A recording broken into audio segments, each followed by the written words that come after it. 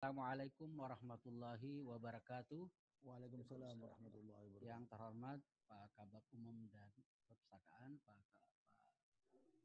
Kasubag, Pak Rois tadi, dan teman-teman peserta yang saya muliakan, dan yang sangat saya hormati dan saya banggakan ketiga narasumber. Beliau sudah hadir di tengah-tengah kita. Saya sebut satu persatu. Profesor Dr. Muhammad Amin. Assalamualaikum, Prof. Bapak Dr. K. Haji Ahmad Muafiq. Assalamualaikum. Waalaikumsalam warahmatullahi wabarakatuh. Dan Dr. Al-Ustadz Habib Zainal Abidin. Assalamualaikum. Pak Habib. Waalaikumsalam warahmatullahi wabarakatuh. Prof. Amin tadi sudah ada ya? Ada kayaknya, ada. Oh ya, siap-siap. Baik, pagi ini kita sangat berbahagia. Kita dipertemukan di ruang sosiologis baru, namanya ruang virtual, di mana sebetulnya lebih cair dan lebih asik sebetulnya dari ruang fisik karena kita bisa menyeberangi pulau. Saya di Makassar bisa memoderatori Habib yang di Aceh, ini luar biasa kan. Dan teman-teman di Jawa Timur, Pak Gus Muafiq di Jawa Timur, dan mungkin Prof. Amin kalau di backgroundnya Malang ya. Ya. Artinya kita melintasi pulau dan itu luar biasa. Saya pikir ini lebih tepat ya yang disebut oleh beberapa pakar bahwa kita mungkin akan memasuki era the new normal dan COVID ini mengantar kita ke situ. Saya kira menarik sekali ketika COVID ini muncul di tengah-tengah kita, ada banyak sekali perspektif yang masuk gitu.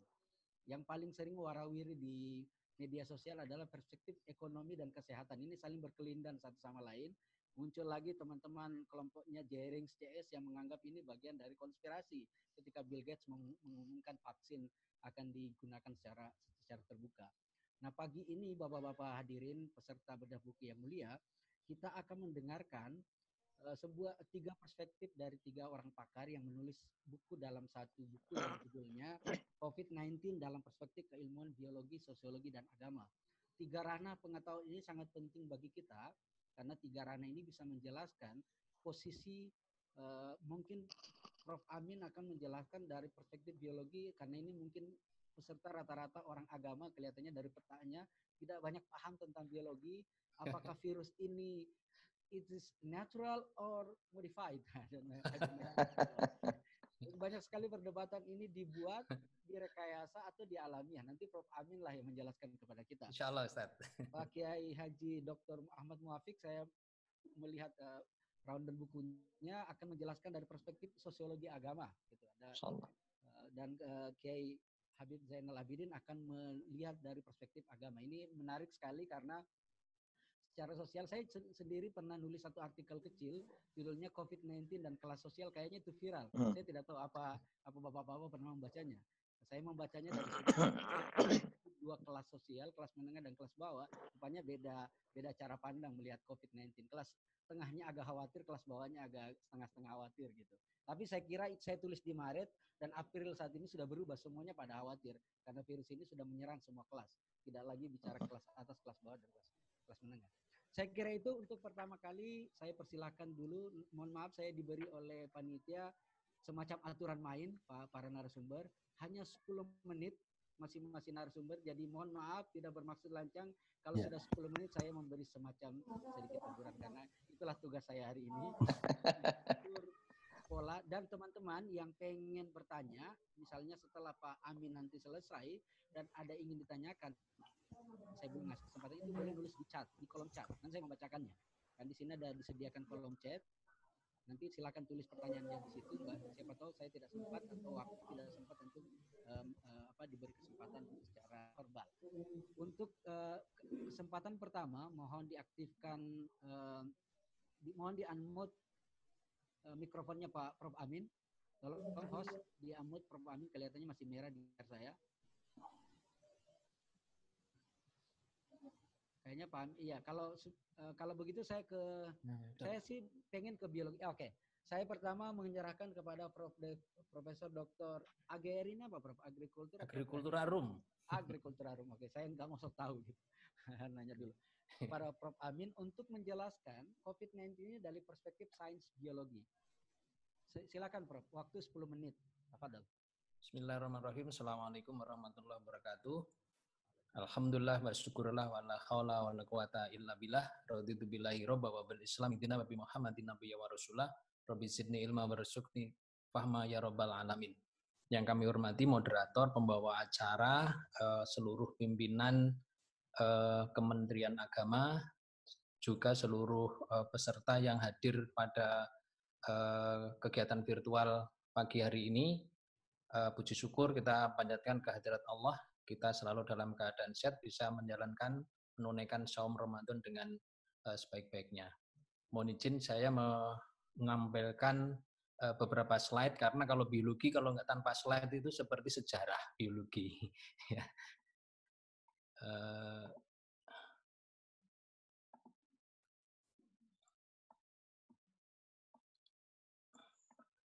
Kami coba menampilkan ini aspek biologi. SARS-CoV-2 ini nama biologinya, COVID itu nama bekennya. Ya. SARS itu secure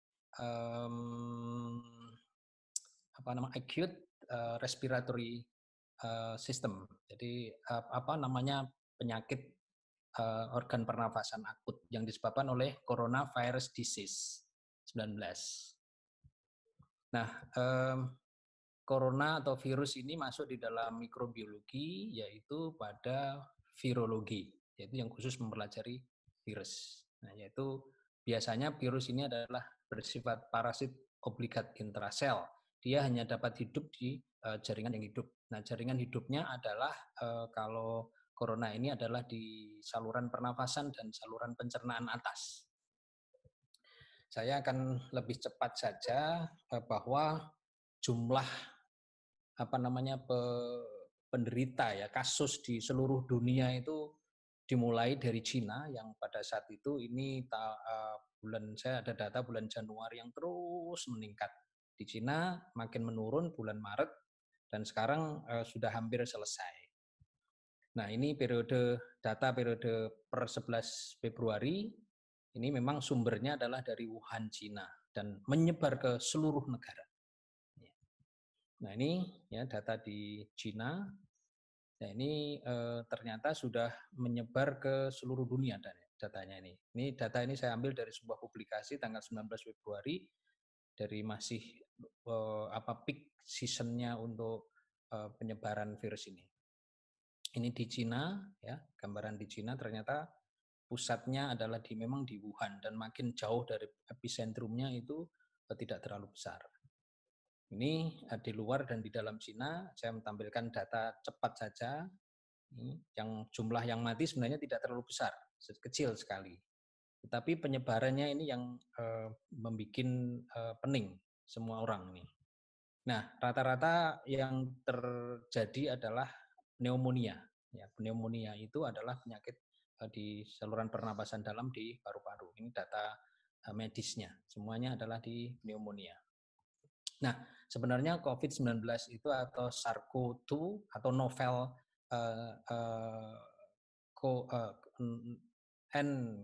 Corona 19 ini sama dengan SARS dan MERS.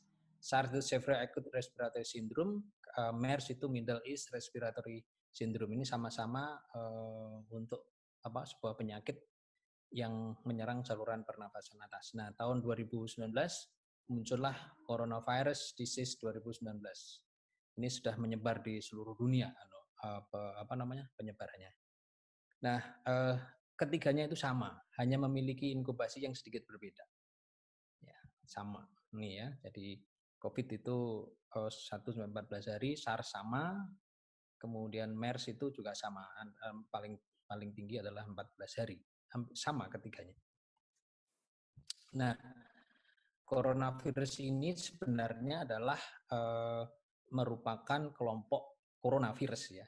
Ya, coronavirus disease 2019 ini termasuk kelompok coronavirus yang terdiri dari 4 yang alfa, beta, gamma, dan delta. Nah, coronavirus yang 2019 ini adalah beta corona.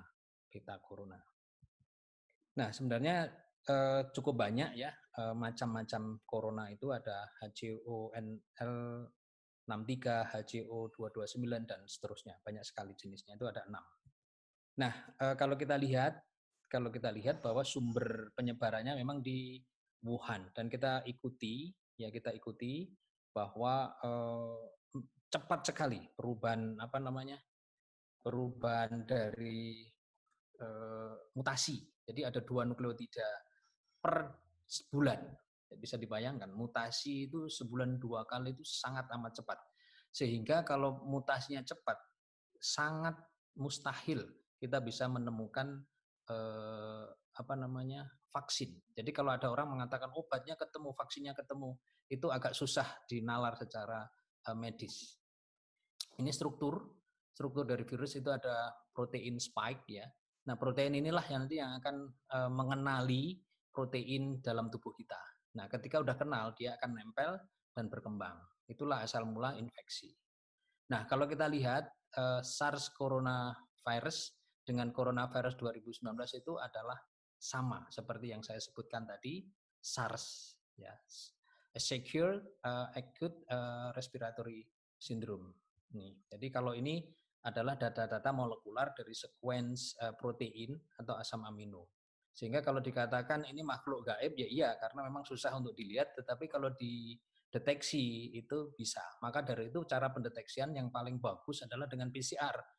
Karena apa? PCR itu mengamplifikasi gen. Nih. Jadi tidak terlihat, tapi ketika diamplifikasi dengan PCR itu bisa terdeteksi. Nah, kalau dengan rapid test itu adalah yang dideteksi adalah antibody. Dan antibody itu kadang tidak spesifik untuk virus ini. Nah, gejala seperti pada umumnya ya, pada flu biasa, hanya barangkali untuk corona ini memang ada infeksi sekunder yang menyebabkan itu pneumonia. Saya akan lebih cepat saja. Kematian sangat kecil ya, kita hanya 3%. SARS itu 10, MERS malah 37. Nah, cara cerdas bagaimana menghindari ini ya adalah dengan bersih dan wudhu seperti contoh Rasulullah.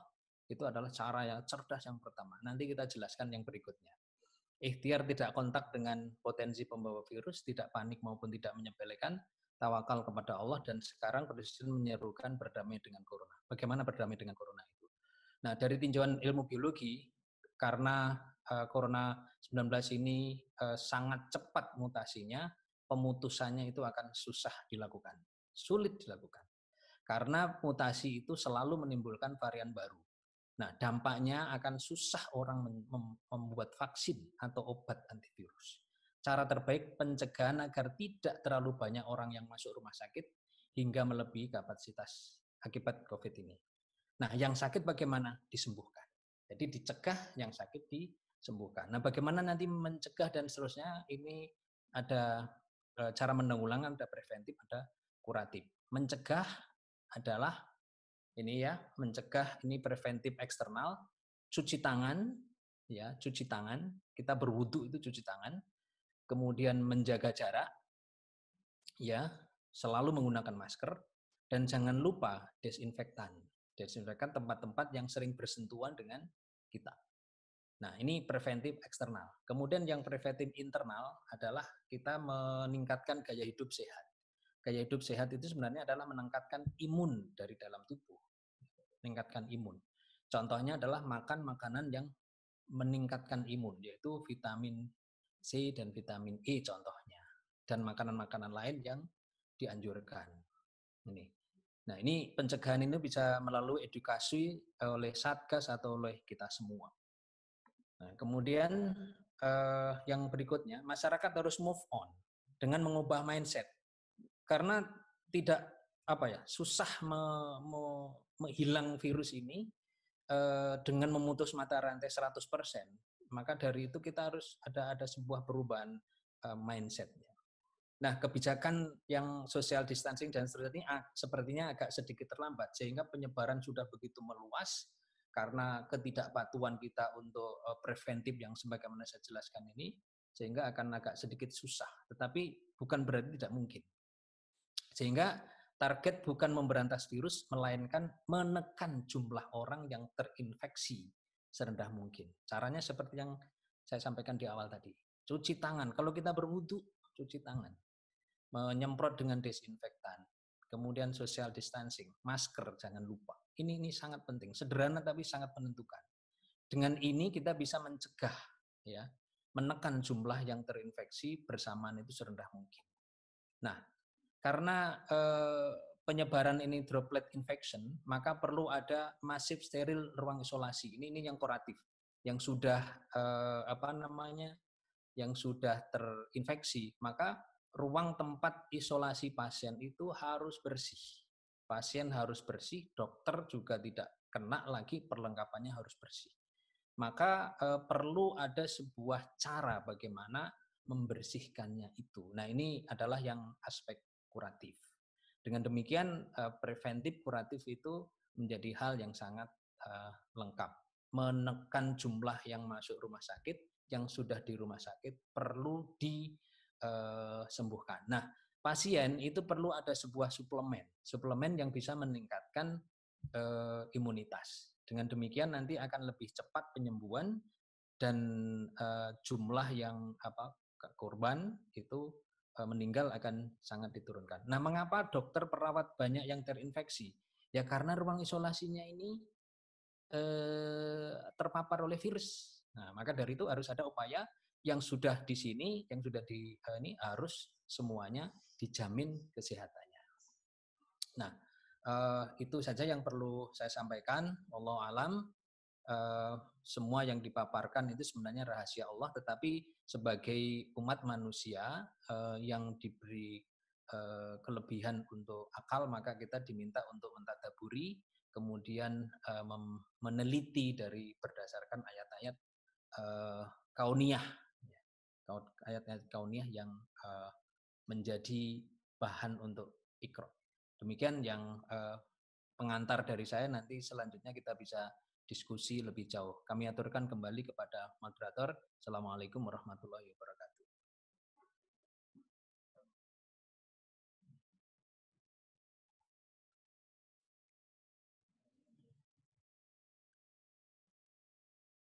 Sudah.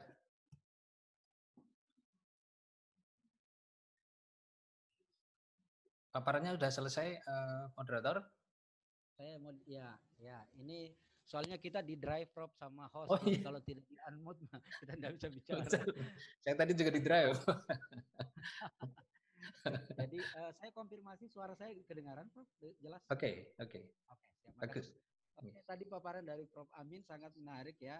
Poin pentingnya saya tidak ingin mengulang bahwa virus ini tidak akan mungkin hilang sebelum vaksin, dan vaksin dengan pergerakan yang sangat cepat. Klaim bahwa vaksin ditemukan sebetulnya boleh ilutif ya Prof ya. Ya, secara logika ini susah. Ya. Nanti bisa dijelaskan. Bagi kita yang awam, poinnya adalah bahasa sosialnya adalah virus ini akan hidup dengan kita, caranya adalah berdamai. Dan karena itu tadi. Kemudian berarti akan ada perubahan sosial, Pak Dr. Muafiq. Iya. Akan ada perubahan sosial dalam menyapa ini, apalagi kita anak pesantren, social distancing itu adalah hukuman sebetulnya. Tolong mic-nya Pak Muafiq di unmute supaya bisa lebih cepat. Lagi kayaknya masih merah nih. Halo host. Ya, okay. Sesi selanjutnya saya persilakan ke Muafiq terkait dengan karena ilmu pengetahuan sains menyebutkan ini tidak akan mungkin hilang. Lalu kemudian berarti akan ada perubahan sosial di tengah-tengah kita. Kayaknya memang kita akan masuk ke era new normal. Bagaimana dalam perspektif sosiologi agama menyikapi semua ini, apalagi masyarakat kita secara kultur adalah masyarakat Islam, dan ketika masjid ditutup banyak sekali resistensi dan terlihat sekali bahwa pola antara masyarakat dengan tokoh agama mulai renggang, di mana masyarakat berijtihad sendiri menganggap bahwa 3 kali tidak salat Jumat adalah kafir, sementara para ulamanya tidak salat Jumat gitu. Nah, ini mungkin menarik untuk dijawab oleh Pak Dr. Muafiq. Silakan Pak Muhammad Muafiq. Baik, terima kasih. Assalamualaikum warahmatullahi wabarakatuh. Waalaikumsalam. Alhamdulillah, salatu wassalamu ala rasulillah wa ala alihi wa sahbihi wa mawala. Amma ba'd. Terima kasih kepada moderator atas kesempatannya, karena 10 menit saya langsung saja. Jadi saya melihat dari satu aspek sosial. Jadi kalau Prof Amin tadi menampilkan screen dan segala macamnya, ya karena memang biologi. Kalau saya kan lebih banyak bercerita, gitu kan. Jadi ada satu hal yang menarik itu di awal-awal kasus ini, itu masyarakat kita ada yang percaya, ada yang tidak percaya, gitu. Apa yang disampaikan oleh moderator kita. Kalau tertulisnya di situ Pak Pepi gitu panggilannya gitu ya. Ya benar-benar. Panggilan. Jadi nama panggilannya Pak Pepi gitu. Jadi itu masyarakat kita memang benar-benar terbelah. Ada yang rasional, ada yang juga irasional di dalam memahami ini gitu. Saya memahami bahwa dalam realitas masyarakat kita itu ada dua model budaya. Ada yang disebut dengan masyarakat budaya tinggi, high contact culture dan low contact culture gitu. Ini terkait pada bagaimana masyarakat kita memproses satu informasi. Pada masyarakat yang high contact culture, masyarakat dengan budaya konteks budaya tinggi itu memproses informasi sedemikian rumitnya. Jadi contoh misalkan ada cecak jatuh. Pada masyarakat high contact culture itu bisa jadi seminggu tidak bisa tidur gitu. Ya karena mikirnya wah ini jangan-jangan nanti ada apa, musibah apa yang akan terjadi begitu. Sama juga pada saat seorang ibu masak terus kemudian nasinya basah. Padahal takarannya sudah sama setiap harinya seperti itu gitu. Tapi masak kok masih saja berair gitu. Pada masyarakat high contact culture, dia akan berpikir sangat rumit dan itu tadi bisa jadi tidak tidur seharian semalaman kan begitu. Karena mungkin ini jangan-jangan ada keluarga yang akan sakit kan begitu. Jadi proses informasinya sangat detail. Sementara pada masyarakat yang low contact culture, masyarakat yang konteks rendah gitu, maka memahami satu peristiwa menjadi sangat rasional. Jadi kececak jatuh ya paling mungkin dia ngantuk, misalkan begitu gitu. Nah, realitas yang terjadi pada awal-awal kita ini itu juga sedemikian. Ya, jadi pada saat terjadi coronavirus ini menyebar, masyarakat kita santai-santai saja gitu. Bahkan sampai sekarang pun juga begitu. Sampai sekarang pun masyarakat kita itu di kota-kota, contoh misalkan di Jawa Timur, di Malang begitu ya. Itu pasar ya masih tetap ramai, jalanan masih juga tetap ramai, masjid pun juga ya masih berbondong-bondong dan segala macamnya. Karena bagi mereka penyakit ini adalah sesuatu, sebentar ini ternyata baterainya sudah mau habis. Jadi pada masyarakat kita, penyakit ini adalah sesuatu yang dianggap sebagai mitos gitu. Kalau dulu disebut dengan padebluk gitu kan, ini adalah mitos bagi masyarakat kita gitu. Masyarakat yang high contact culture menganggap bahwa peristiwa yang terjadi di dalam kesehariannya itu sangat terkait dengan persoalan lingkungan, bahkan disertai dengan mitos tadi. Lah, disinilah kemudian kita bisa memahami kenapa masyarakat kita bandel gitu. Kenapa masyarakat kita bandel? Misalkan disuruh untuk memakai masker, enggak pakai masker, kan begitu kan?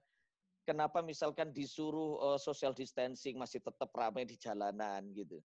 Karena masyarakat kita adalah masyarakat yang high contact culture. Itu yang pertama. Ini saya tulis tentang kebandelan kita itu gitu. Itu yang kata Pak Pepe tadi bahwa pada masyarakat kelas menengah ke atas itu cenderung sangat rasional, kemudian pada masyarakat bawah gitu itu menganggap bahwa ini jangan-jangan mitos saja kan begitu. Karena kita berada dalam satu realitas budaya, konteks budaya tinggi itu tadi gitu.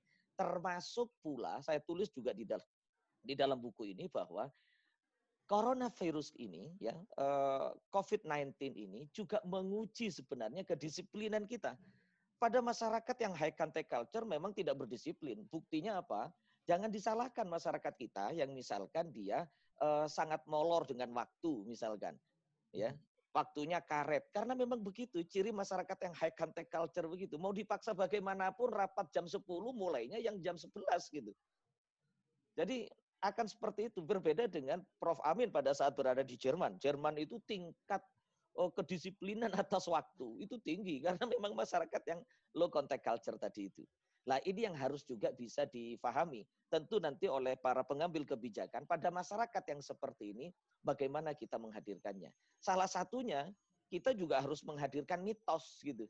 Jadi kalau seandainya mau menyelesaikan persoalan ini, ya juga harus hadirkan mitos, gitu. Jadi ditakut-takuti gitu. Oleh karena itu kenapa hantu itu lebih ditakutkan oleh masyarakat kita dibandingkan polisi, gitu. Nah, oleh karena itu ini perlu pendekatan budaya yang seperti itu, gitu. Ya, termasuk pula pada buku ini saya juga jelaskan tentang bagaimana virus ini seperti yang dikatakan Prof. Amin sebenarnya tidak lebih mematikan dibandingkan dengan SARS. COVID-19 ini tingkat mematikannya di antara 2-3% saja gitu. Tapi yang jauh lebih mematikan itu adalah kepanikan kita, gitu. Ya, kepanikan kita. Kepanikan itu, jadi contoh misalkan kita bisa melihat bagaimana khususnya pada masyarakat rasional itu akan cenderung panik, gitu kan. Jadi lebih enak menjadi masyarakat bawah lah, gitu kan, yang dia tidak mau peduli. Makanya kenapa para petani ya tetap saja gitu. Sopo sing arep mangan, jawabnya kan begitu gitu. Jadi pada masyarakat yang contoh misalkan di perumahan elit gitu, wah itu ketakutannya luar biasa gitu, kepanikannya luar biasa. Lah yang sangat menakutkan itu bukan pada proses membunuhnya, dampak membunuhnya daripada virus ini, tapi pada kepanikan kita yang luar biasa gitu. Nah, sementara kepanikan itulah yang kemudian akan menyebabkan imunitas tubuh kita itu menjadi rendah gitu. Lah hal-hal seperti ini yang menjadi persoalan di tingkat kita. Kenapa kepanikan itu terjadi? Kepanikan itu terjadi disebabkan oleh 2 faktor. Faktor yang pertama itu adalah faktor konstruk ilmu pengetahuan gitu ya. Pemahaman mereka tentang coronavirus ini sehingga kenapa kemudian mereka tidak mau padahal sebagian masyarakat itu tidak mau pakai pakai masker dan segala macamnya kan karena konstruk ilmu pengetahuan, pemahaman mereka. Dan yang kedua adalah konstruk keimanan gitu. Makanya kenapa perlu menghadirkan satu pendekatan agama. Saya hari ini dengan Prof. Amin dengan 3 serangkai ini sedang menyelesaikan satu buku yaitu tentang teologi bencana gitu ya. Semoga nanti akan ada bedah buku keduanya gitu kan, teologi bencana itu gitu. Bahwa kenapa perlu kemudian dihadirkan pertama kali itu adalah tentang kesabaran, ketawakalan. Karena kesabaran, ketawakalan, keyakinan kita kepada al-khair wa syarr minallahi ta'ala begitu kan, itu membuat kita menjadi lebih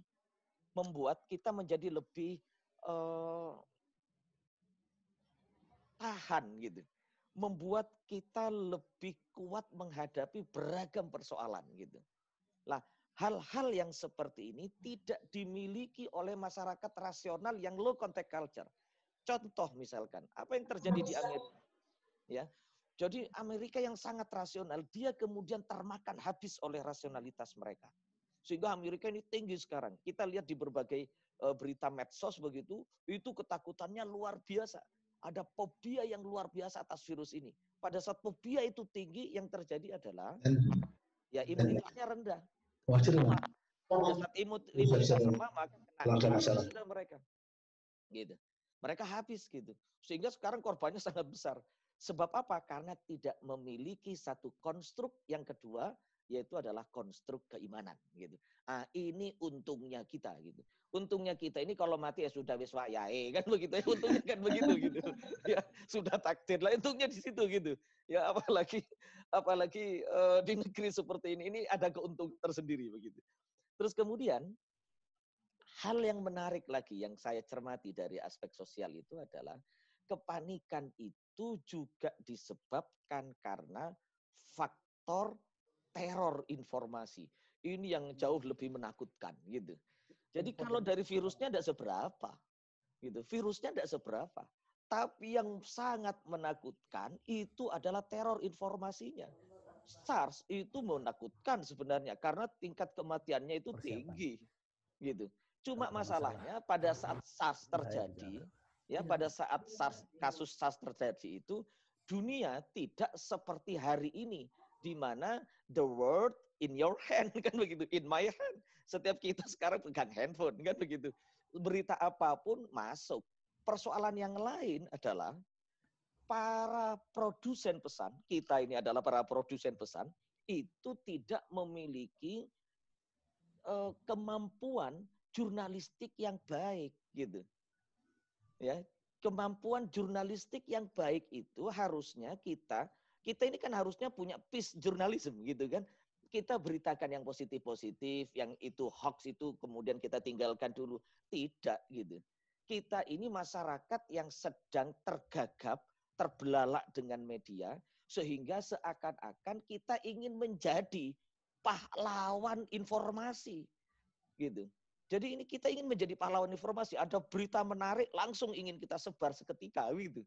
Jadi kita ingin menjadi pahlawan kesiangan atas informasi itu. Persoalan ini hoax atau bukan itu urusan belakangan, nanti bisa dihapus gitu. Padahal ada satu ciri daripada informasi itu adalah irreversible gitu. Kalau sudah sekali lempar itu tidak akan bisa balik lagi gitu. Nah, masyarakat kita yang terjadi saat ini itu adalah karena handphone ada di tangan, maka setiap apapun berita itu ingin disampaikan seketika gitu.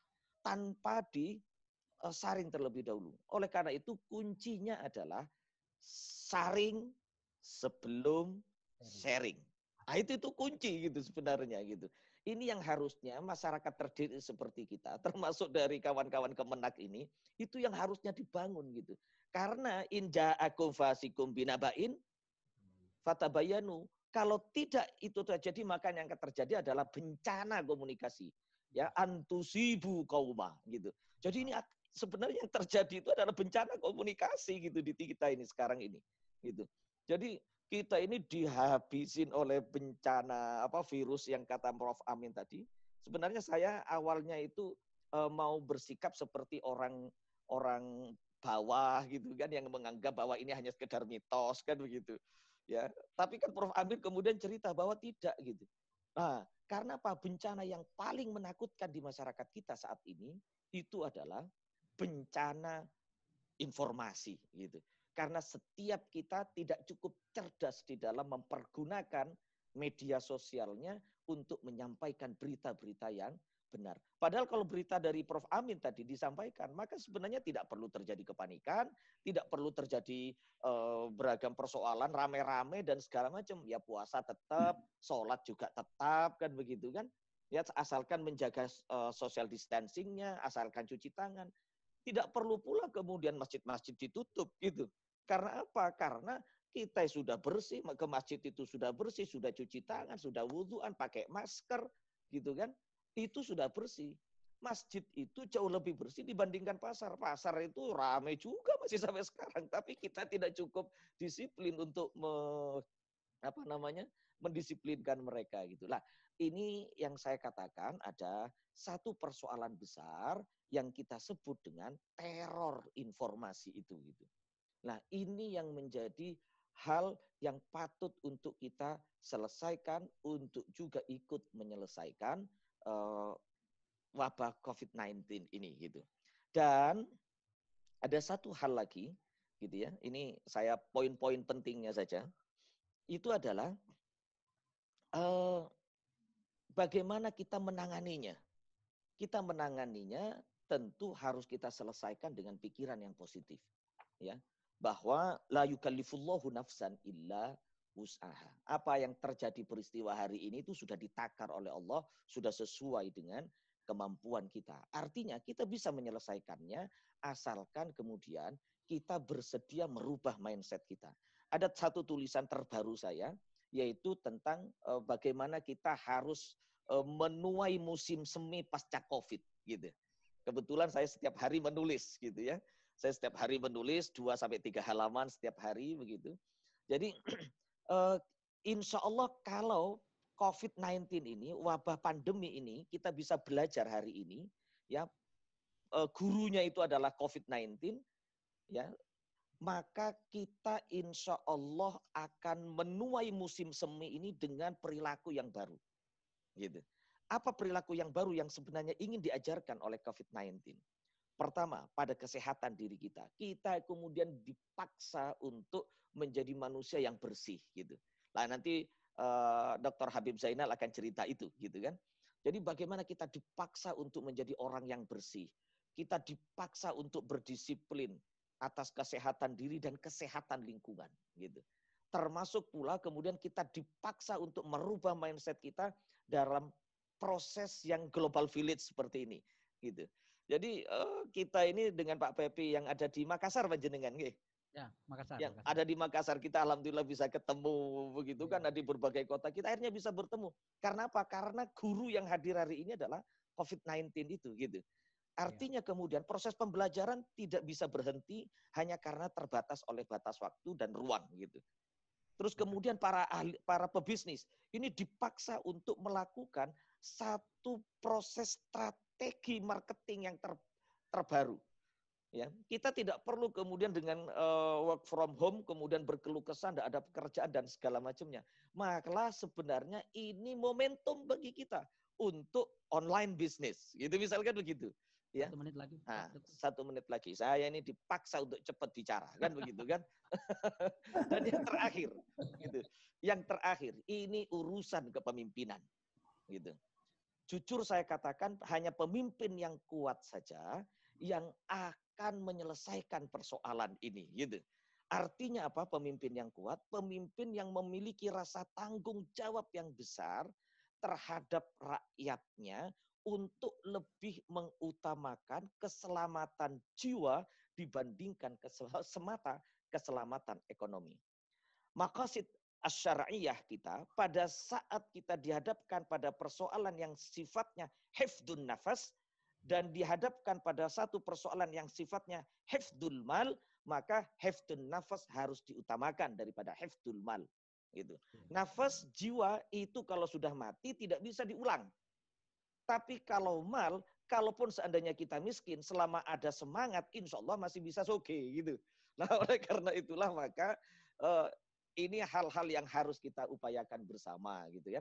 Oleh karena itu pemimpin-pemimpin kita doakan semoga memiliki ketegasan, kita doakan mulai dari tingkat nasional sampai tingkat pemerintah daerah memiliki kekuatan untuk menjadi pemimpin yang tegas. Kita doakan semoga memiliki pemimpin yang bertanggung jawab, memiliki nasionalisme yang tinggi untuk kemudian bertanggung jawab terhadap jiwa. Insya Allah urusan ekonomi bisa kita selesaikan bersama. Wal'afu minkum, karena nama saya Muafiq, wallahul muafiq. Assalamualaikum warahmatullahi wabarakatuh. Terkebal, Prof. Ya, makasih. Ini menarik ya. Saya mengingatkan artikel panjangnya Noval Yuval Harari tentang the world after corona disease. Ya. Salah satu keinginannya adalah ternyata masyarakat global dengan corona yang dipaksa menerima the big government. Rasanya demokrasi perlu mendesain ulang paradigmanya tentang balancing power dari masyarakat sipil itu. Saya pikir itu menarik itu. Saya setuju dengan poin Pak Muafiq tentang the world after corona. Saya pikir ini perlu kita masing-masing agama kita. Nah, saya selanjutnya ke Pak Dr. Habib Zainal. Dia akan kalau tadi Pak Dr. Muafiq melihatnya dari sosiologi agama, nampaknya Pak Habib ini akan melihatnya dari teks atau normatif agama. Pertanyaan dasar saya adalah apakah agama apapun itu bisa jadi andalan untuk menyelesaikan atau menjadi solusi terhadap coronavirus ini? Silakan, Pak Dokter. Silakan, Pak. Baik, terima kasih. Suara saya sudah bisa diterima ya? Sangat bisa. Sangat bagus, Pip. Alhamdulillah. Assalamualaikum warahmatullahi wabarakatuh. Waalaikumsalam.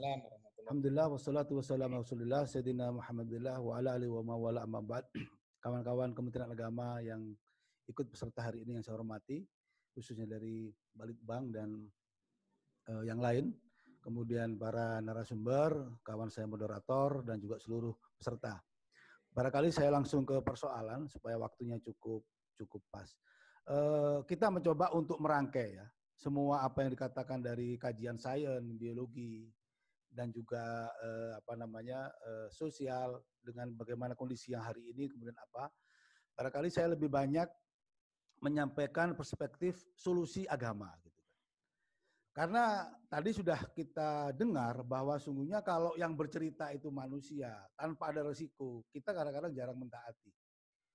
Tapi begitu yang menceritakan itu menyangkut napas kita, menyangkut jiwa kita. Kalau kamu nggak begini, kamu akan mati. Orang cepat-cepat mengikuti. Kan begitu. Ini bagi saya satu hikmah yang besar. Dan tentunya hikmah ini bisa kita tularkan kepada semua pihak.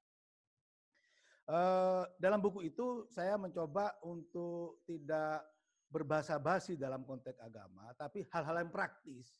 Sesungguhnya yang sudah ditawarkan lama kepada dari agama untuk kita, tapi kita jarang dan tidak mau bahkan enggan untuk mengamalkan karena belum merasakan dampaknya dan belum, bahasanya Pak Muafiq, menakut-nakuti kita. Nah, hal yang sederhana sesungguhnya yang sudah sering ditawarkan, semua pihak ketika COVID-19 ini muncul tanpa dulu agama dimunculkan, karena tadi Pak Prof. Amin menyampaikan sumbernya di China. Ya kita tahu Wuhan bukan pusatnya Islam ya, sehingga metode penyelesaiannya kan metode rasional apa yang dia harus lakukan. Ternyata ketika disandingkan metode konvensional ilmu pengetahuan itu ya sesungguhnya bersumber dari agama. Contoh tadi, saya akan mengambil 3 poin. Yang ini kita closing nanti bisa kita amalkan dan harus kita amalkan. Kalau kita memang meyakini bahwa agama adalah solusi dan agama itu bersandingan dengan ilmu pengetahuan, bahkan ilmu pengetahuan biologi kah, sosial kah, kedokteran, itu sesungguhnya bersumber dari hal yang sama. Cuma dalam pemikiran yang lebih jauh.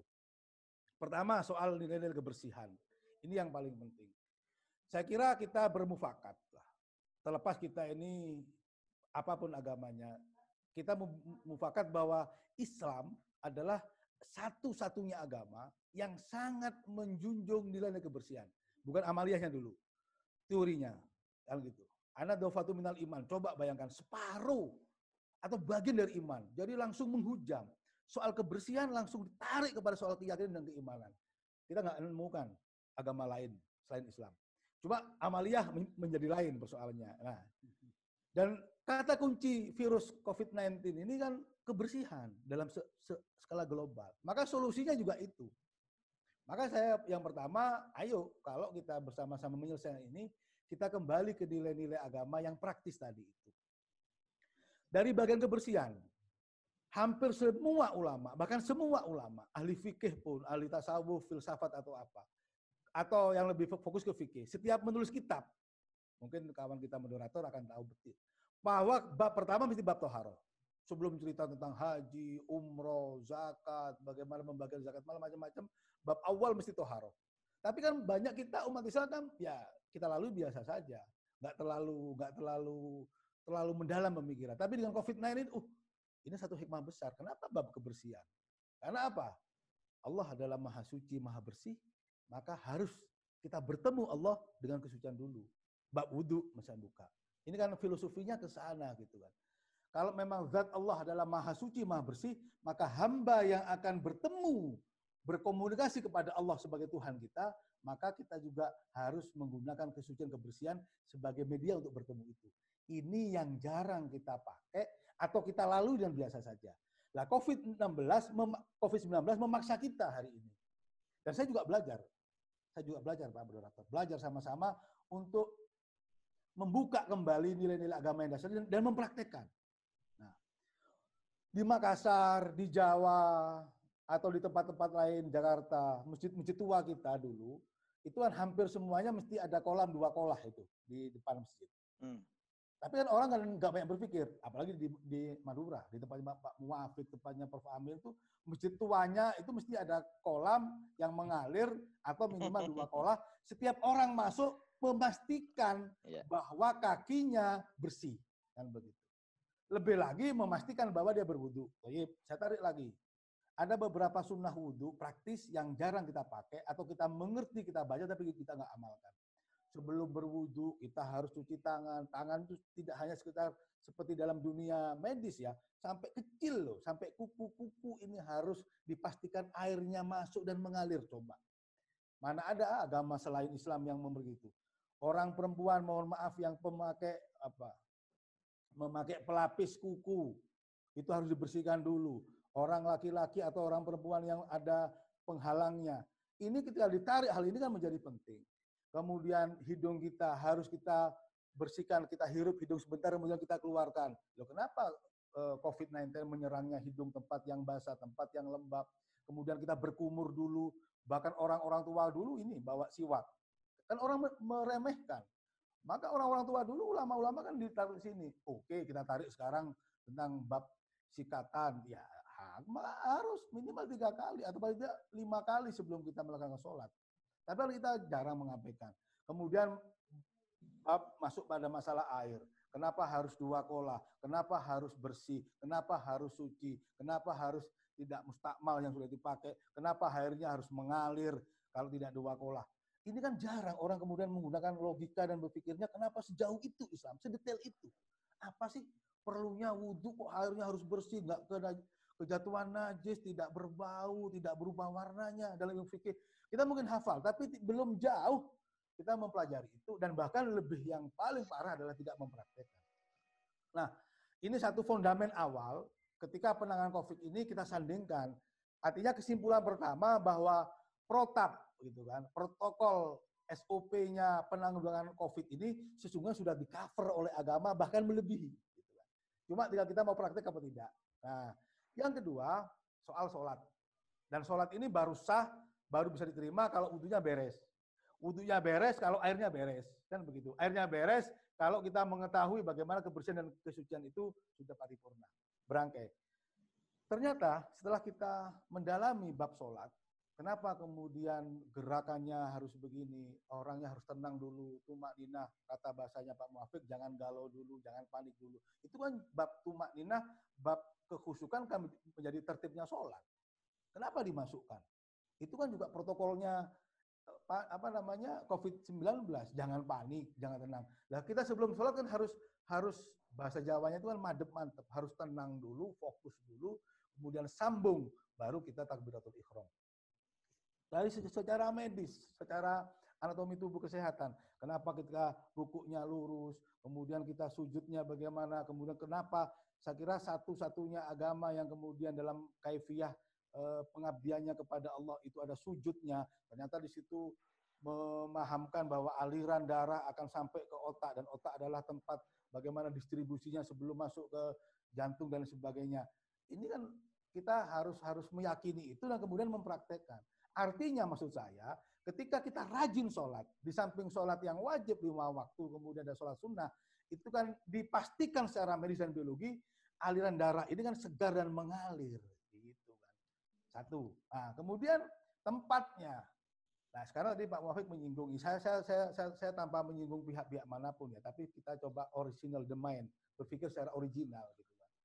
Sesungguhnya masjid kan tempat yang paling aman, sesungguhnya. Kan begitu.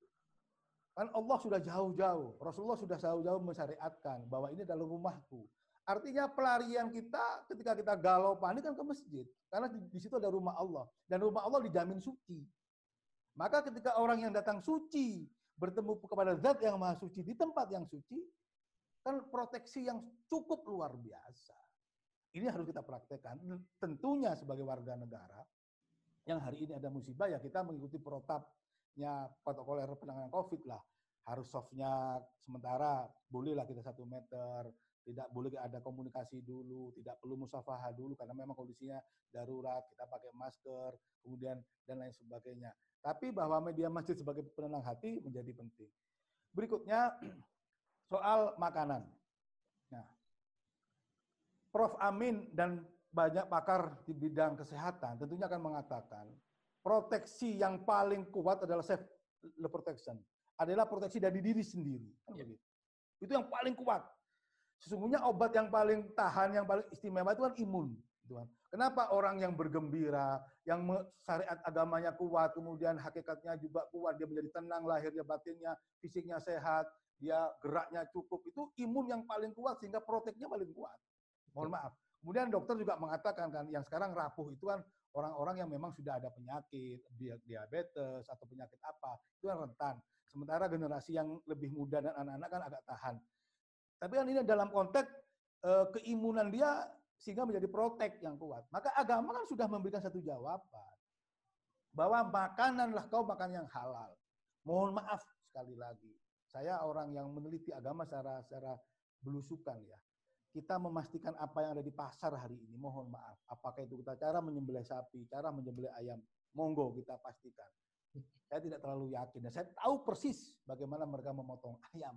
Mereka matinya bukan karena mati disembelih, tapi matinya dimasukkan ke air panas karena harus cepat, dan ternyata ayam itu bengkak, kemudian nilai ekonomi lebih tinggi. Bab darah, ya kan, mohon maaf. Ada tradisi kita sebagian yang mengabaikan kemudian makan darah. Karena pihak penjual ayam maupun sapi, ketika darahnya itu tidak banyak keluar, dia masih beratnya kan lebih lumayan. Prof. Amin akan menjelaskan, dan dokter juga akan menjelaskan bagaimana ketika memakan darah, bagaimana darah itu banyak virusnya, banyak kumannya, sehingga akan melemahkan imun kuman. Agama telah menghadirkan sejak awal itu. Cuma prakteknya menjadi kurang.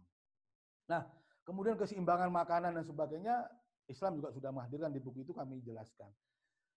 Berikutnya soal cara berpakaian. Mohon maaf, tadi kita sampaikan pusatnya dari negeri sebelah, ya kan. Kita mengetahui negeri sebelah ketika tidak punya Tuhan, tidak punya agama, sehingga tidak punya aturan-aturan yang mengatur dalam semua kehidupan. Bagaimana cara makan mereka? Semua binatang dimakan. Tikus dimakan, ular dimakan, kelelawar dimakan. Bahkan konon ada hasil aborsi bayi itu merupakan konsumsi yang paling hebat untuk menguatkan vitalitas tubuh dan sebagainya. Agama kan sudah mengalirkan. Jangan kau makan binatang yang berbangkai kecuali itu di samak atau binatang di laut atau di air. Kemudian jangan makan binatang yang buas, jangan binatang bertaring, jangan binatang yang menakutkan dan keji sehingga menjijikkan. Ini sudah protek gitu. Tapi mereka kan rakus melakukan itu semua. COVID-19 telah hadir untuk memperingatkan itu semua. Pakaian juga begitu. Sekarang kan orang tergopoh-gopoh pakai masker, pakai pelindung muka, pakai pakaian yang tidak ada lubangnya sedikit pun. Islam kan sudah mengajarkan sejak awal sebetulnya itu semua. Bagaimana kita protap pakai. Kemudian social distancing. Agama kan sudah menghadirkan. Kita bergaul itu kepada siapa? Ada kenal dengan mahram, muhrim, kemudian cara bergaul, cara bermusafahah.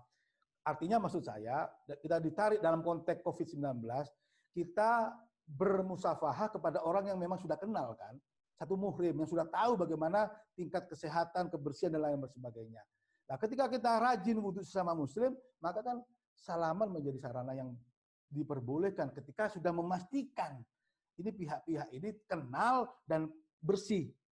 Integritas dirinya sebagai seorang muslim sudah kafah. Itu kan maknanya di situ gitu loh. Nah, ini hal-hal yang barangkali kami ungkap dalam buku itu, tapi yang lebih penting adalah dipraktekkan. Terakhir, di dalam buku itu kami selipkan Rotibul Haddad, dzikir ya.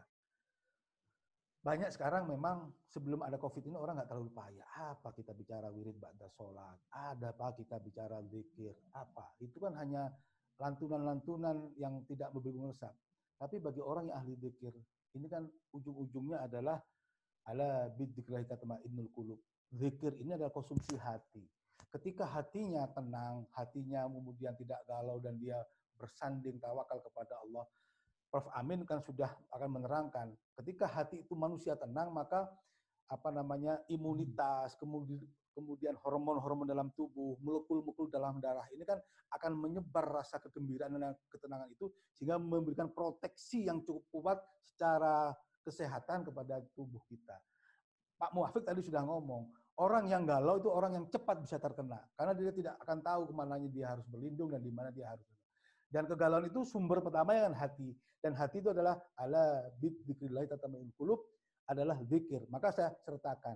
Sekarang orang populer ini di tempat kami di mana-mana, ba'dal maghrib baca Rotibul Haddad. Ketika kita baca bersama, apakah itu wirid, apakah itu rotib, apakah itu Al-Quran, Masya Allah, tenangnya luar biasa. Kemudian kita menjadi ahli tersenyum, kemudian kita tenang hidup, dan itu hormon-hormon, molekul-molekul kegembiraan itu menyebar dalam seluruh tubuh. Dan kita ya alhamdulillah, moga-moga ini menjadi proteksi yang kuat. Sehingga 3 serangkai tadi, pemikiran secara kesehatan, kemudian bagaimana pengetahuan sosial, kemudian hadirnya agama, hadirnya fikih, hadirnya kemudian kebersihan secara fikih, kemudian hadirnya dzikir secara teologi. Ini kan saya pikir satu pemahaman yang kafah dan proteksi yang kafah. Paling akhir tinggal bagaimana kita mau melaksanakan. Ini yang kata kuncinya. Kadang kita sering bicara, sering menganalisa, tapi enggan melaksanakan. Maka cabai itu tidak akan terasa pedas kalau kita hanya menganalisa. Kalau kita mau baru kita makan cabai itu, barulah terasa pedas dan tahu bagaimana plus minusnya.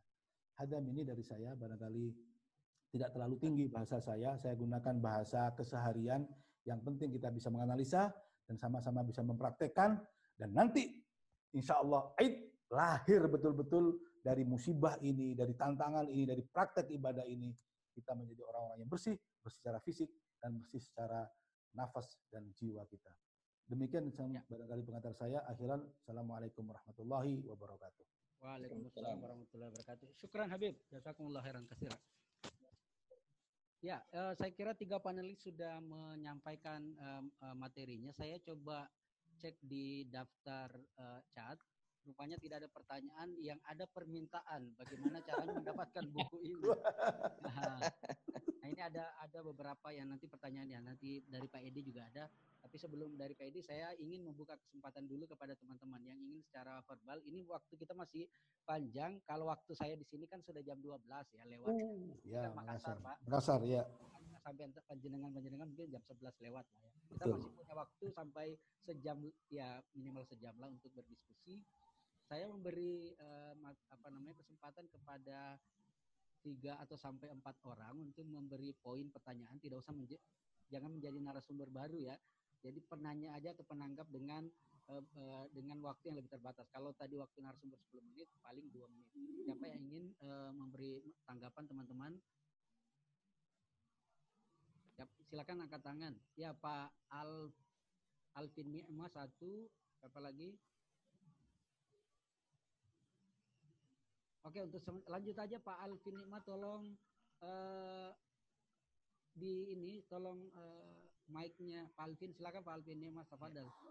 Assalamualaikum. Ini masih ini ya, aduh kok namanya Pak Alvin sih. Iya, pakai anak saya Pak. Jadinya nggak kenal. Oke, tafadhal. Assalamualaikum Mbak. Waalaikumsalam warahmatullahi wabarakatuh.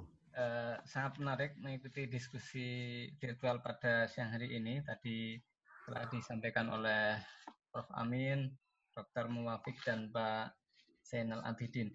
Ada beberapa hal yang mungkin ingin saya tanyakan. Tadi juga dijelaskan tentang makanan bergizi. Kemudian ingin saya tarik dengan kondisi sekarang ini, kaitannya dengan kondisi sosial di masyarakat, bahwa salah satu akibat dari corona adalah bahwa pemerintah ini mengeluarkan kurang lebih 35.000 narapidana. Secara otomatis mereka akan berbuat tindak kejahatan. Nah, ini bagaimana tadi sudah dijelaskan secara panjang lebar ini dari sisi hukum pemerintahan, mengapa justru mengeluarkan napi yang begitu banyak dan melakukan tindak kejahatan. Kemudian kalau ditarik dari sini, kalau saya untuk makan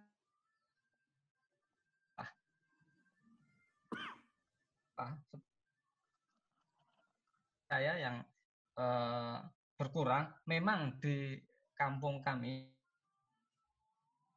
tokoh masyarakat, tokoh agama melakukan semacam subsidi silang untuk ekonomi. Bahkan dalam 1 bulan ini kami sudah menyalurkan dari Basas itu dari kelurahan 1 kali, kemudian dari Basas 1 kali, dari masjid 1 kali, kemudian dari lingkungan musola juga memberikan sumbangan sembako 1 kali. Nah, ini mungkin di masyarakat pedesaan. Nah, mungkin dari sisi gizi ya, gizi yang kurang. Ini tadi disinggung tentang makan, apakah mencakup 4 sehat sempurna atau yang cukup-cukup saja. Bagaimana dengan orang-orang yang sampai di PHK dan lain sebagainya. Kemudian tadi dijelaskan tentang mitos. Memang kebetulan istri saya itu perawat dan saya tiap hari mengantar ini. Sebelumnya tidak pernah mengantar. ketika kami melakukan di warung-warung masih sangat ramai. Kemudian pada malam hari petugas gabungan ini melakukan agar mereka menjauhi keramaian. Ini kadang-kadang seperti percuma. Sementara di siang hari orang berlalu lalang, berkumpul dan sebagainya. Sementara di malam hari para petugas gabungan ini melakukan upaya pencegahan agar mereka tidak berkumpul. Nah ini bagaimana agar mitos corona menjadi mitos. Nah, baik. Iya, corona menjadi mitos. Kemudian tadi saya kira untuk solusi-solusi sudah banyak disampaikan dalam buku ini. Insya Allah nanti saya sangat tertarik dengan buku ini. Mudah-mudahan nanti dari pihak panitia Badan Litbang khususnya peserta mendapatkan buku secara cuma-cuma. Demikian, terima kasih. Yang diutamakan yang dari non balai dulu. Kalau orang balai belakang gitu. Ini ada dari Yayan Parepare, Afidatul Asmar juga mohon izin. Ini izin mau bertanya atau izin live ya? Enggak ya? Dan senior saya Pak Harapandi Dahri, tolong host Afidatul Asmar atau dibuka aja semua host. Dibuka aja semua ini supaya saya juga enggak ngerti yang mana Pak. Dan Pak Harapandi ingin bertanya juga. Silakan. Ibu Afidatul Asmar dari Yayan Parepare.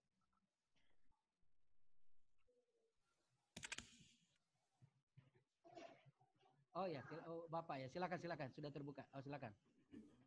Ya baik, terima kasih warahmatullahi wabarakatuh.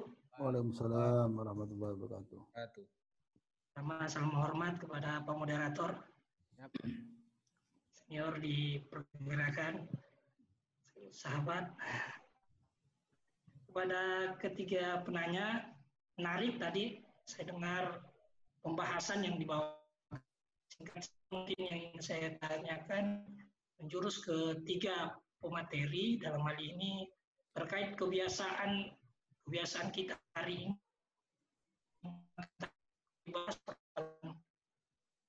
posisi keadaan yang abnormal.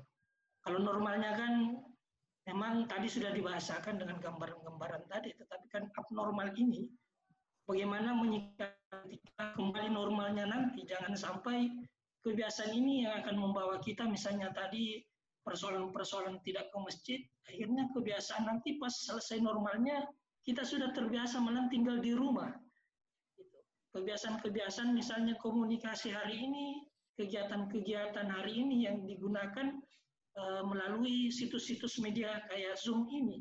Apakah kedepannya nanti akan bergeser kebiasaan baru lagi yang akan diciptakan masyarakat kita terkadang misalnya menggunakan aplikasi yang tidak lagi mengutamakan pertemuan secara langsung, tetapi lebih mengutamakan lagi gaya-gaya yang seperti ini. Jadi secara eksplisit ingin saya tanyakan kepada ketiga penanya hari ini. Mungkin itu. Terima kasih. Assalamualaikum warahmatullahi wabarakatuh. Ya, meskipun terputus-putus tetap bisa dipahami. Bisa ya. Setelah kalau tadi optimis, ini ya, malah pesimis ya. Jangan-jangan kita malah semakin tidak sholat. Selanjutnya Pak Dr. Harapandi ini masih di Brunei kah, Pak Harapandi? Assalamualaikum warahmatullahi wabarakatuh. Waalaikumsalam warahmatullahi wabarakatuh. Alhamdulillah saya kebetulan sudah sebelum di lockdown kemarin pulang ke Jakarta, jadi sekarang belum sampai ke Brunei, mungkin selepas Lebaran insya Allah kembali ke sana. Terima kasih kepada ketiga narasumber yang sudah memaparkan isi buku yang begitu sangat menarik sehingga kita terpancing untuk membelinya, paling tidak kalau memang tidak dibagi secara gratis oleh Litbang. Jadi kita mudah-mudahan secara umum prinsipnya adalah kita bersetuju lah terhadap apa yang menjadi paparan-paparan di dalamnya. Mungkin saya akan berbagi sedikit pengalaman saja antara bagaimana pola penanganan COVID-19 yang ada di Brunei dan juga Kalau Brunei, tadi saya sempat chat sedikit bahwa mungkin pangkal utama kita kenapa tadi ada teror yang begitu dahsyatnya terjadi kepada kita semua sehingga kemudian kita takut semua melakukan sesuatu, itu karena sikap ya. Sikap bukan hanya sikap masyarakatnya, tapi lebih kepada sikap para pemimpin yang mungkin kurang mendapat legitimasi dari yang dipimpin atau rakyatnya. Kalau negara Brunei Darussalam ketika itu COVID itu menyerang semua lini dunia, mereka sudah bersiap-siap melakukan lockdown terhadap kegiatan-kegiatan yang ada. Bahkan yang kita kenal negara Brunei, negara Islam, semua masjid stop. Kegiatan apapun, ritual-ritual yang sifatnya keagamaan, yang berkumpul masyarakat banyak, masjid, balai ibadat, surau, itu semua di stop.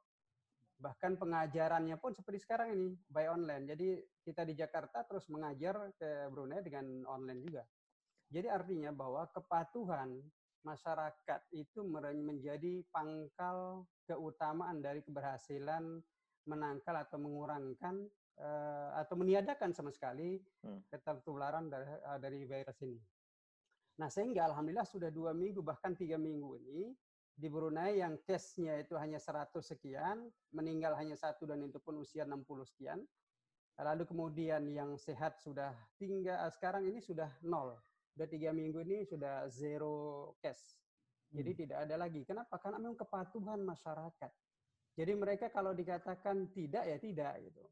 Nah kalau kita ini kan kepatuhannya yang kurang. Nah mungkin ada perbedaan sosial di sini tentunya oleh Pak Muafiq nanti akan mencoba menjelaskan bagaimana Brunei memiliki masyarakat yang patuh dengan bagaimana kita yang masyarakat kita umumnya tidak patuh. Nah kalau dari Habib tadi misalkan mungkin yang perlu kita sosialisasikan lebih jauh, Beb, adalah keterkaitan bagaimana wiridan-wiridan itu. Memang batin ini perlu diobati. Saya kira kita ini sudah lari sekarang. Kita lebih kepada logically pemikiran, tetapi hati kita tidak terisi dengan ala bidzikrillah tatmainnul qulub. Saya kira mungkin yang paling utama, soalan besar saya di Habib nanti adalah, kalau tidak salah saya baca di Babe tadi, bahwa ada keinginan Pak Menteri Agama ini akan membuka lagi masjid. Ya. Kalau itu benar, nah bagaimana kita mencoba mendukungnya atau tidak? Ini tergantung dari moderator kita nih untuk gimana melihat itu. Oke, itu saja. Terima kasih. Assalamualaikum warahmatullahi wabarakatuh. Saya tutup. Ini ada beberapa pertanyaan dari via chat kepada Prof. Amin. Apakah COVID ini dari Ibu Variati? Apakah COVID ini merupakan wabah dunia? Bisa disebut seperti taun di masa yang disebut di Aceh disebut oleh Tengku Syekh Kutakarang dalam kitabnya yang wabah tumbuh subur pada tempat yang rendah. Tadi juga ada yang menyebutnya kalau dari Yusuf Burhan seharusnya masjid tidak perlu ditutup ya Pak Prof. Bagaimana tanggapan materi tentang pelarian? Sebetulnya Pak Habib tadi sudah menjawab itu. Kemudian dari Edi tadi ingin meng-cross-check sepertinya ada perbedaan perspektif antara Prof. Amin tentang protokol kesehatan, kemudian Pak Habib Zainal yang mengatakan masjid yang paling bersih. Nah, maksudnya bahasa sederhananya kita harus berjarak, sementara Pak Zainal bilang di masjid enak-enak aja. Jadi kira-kira seperti itu. Ini gimana mengurai dua perspektif yang seperti ini? Apalagi kalau menggunakan pandangan Pak Rafandi bahwa yang dibutuhkan adalah kepatuhan gitu. Nah, sementara gimana sebetulnya menjawab tentang kepatuhan itu? Ada lagi dari Pak Zulfikar untuk Prof. Amin, bagaimana pandangan Prof tentang virus COVID itu adalah rekayasa Amerika untuk melawan ekonomi Cina? Wah, ini menarik. Kemudian Pak Muafiq, saya melihat bahwa virus COVID ini sepertinya dialamatkan pada orang Islam. Terbukti masjid pesantren yang menjadi perhatian besar. Untuk Pak Zainal, virus COVID adalah sebuah cobaan dari Allah untuk menguji iman kita. Bagaimana pandangan Pak Dr. Zainal tentang kita umat Islam dijauhkan dari masjid dan lebih takut kepada Allah, kepada selain Allah? Nah, kira-kira itu tanggapan dari lewat via chat, dan yakin dan percaya narasumber sudah bisa memahami banyak hal. Silakan Prof. Amin, silakan memberi tanggapan dari banyaknya pertanyaan yang diberikan oleh panelis atau penanya kita. Tafadhal Ustaz. Oke. Terima kasih moderator. Bismillahirrahmanirrahim. Saya mencoba merangkum dari semuanya, intinya bahwa sebagaimana yang disampaikan oleh Ustadz Muafiq, dengan adanya wabah ini kita menjadi menjadi lebih cerdas lah. Nah, menjadi lebih cerdas. Ciri orang cerdas itu 3. Ya, nanti saya kirimkan tulisan saya di sebuah koran. Ciri kita harus menjadi pemenang di era pandemi ini. Ciri orang yang cerdas itu 3. 1, be qualified. Pengertian qualified ini adalah menguasai ilmunya. Jadi orang yang cerdas itu biasanya memiliki alat penyaring ilmu. Nah, kalau kita ingat bahwa sumber ilmu kan ada 2, ayat kauliyah dan ayat kauniyah. Kauliyah jelas benar, diyakini kebenarannya. Kalau ayat kauniyah itu adalah ayat-ayat ciptaan Allah, pendekatannya menggunakan akal, dan akal itu ada batasnya. Sehingga kedua sumber ilmu ini memang perlu harus dipadukan. Karena ketika ayat kauniyah itu belum mampu menjawab, berarti masih ada informasi yang kurang. Nah, itu ya. Nah, maka dari itu ada sebuah nilai, yaitu kita harus selalu belajar. Ya, selalu belajar. Nah, yang kedua adalah confidence. Orang yang confident dan orang confident itu biasanya adalah orang yang memiliki alat saring, alat pengambil ilmu. Itu. Dan yang ketiga adalah humble. Humble itu orang yang rendah hati. Orang rendah hati itu merasa bodoh, merasa belajar. Ketika terus belajar itu